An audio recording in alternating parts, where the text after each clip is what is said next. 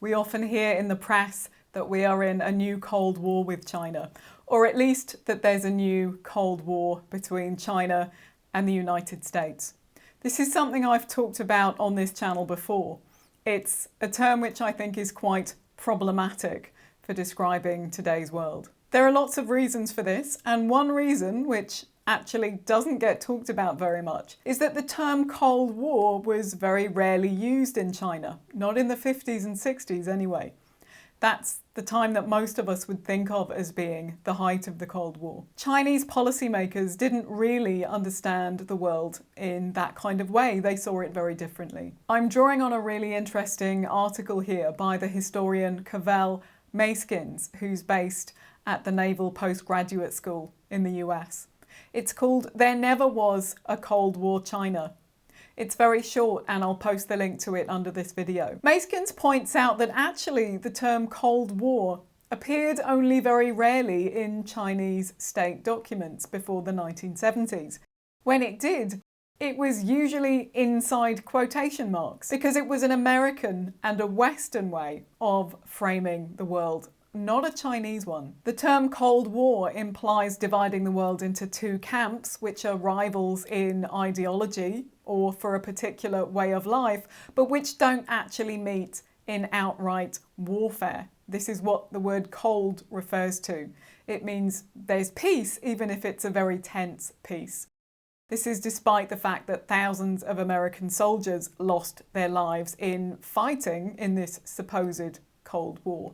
This included the Korean War at the start of the 50s and, of course, the Vietnam War. And it's also true that fears of nuclear attack from the Soviet Union were, as Maskins puts it, a basic feature of American culture. But the wars being fought were thousands of miles away. They were not really at the forefront of the minds of most Americans. For the most part, they were only experienced through the mass media.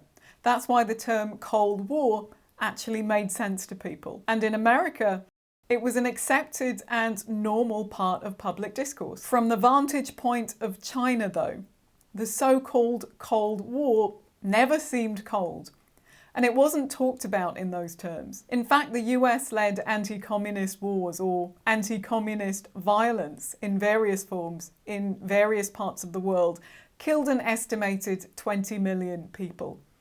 And much of this happened in Asia, on China's doorstep.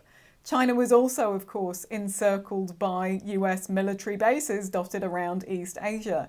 There was no equivalent for the United States. In fact, Chinese policymakers had a very different geopolitical understanding of the world they were in, and they used a different kind of language to describe it. It wasn't so much about two rival blocs with competing ideologies, but about the threat of American imperialism. American imperialism was the language they used instead of Cold War. In other words, this is about one bloc or country, really, which threatens to contain and dominate the other, including through military means. This is about active aggression rather than a hostile standoff. The difference is really important.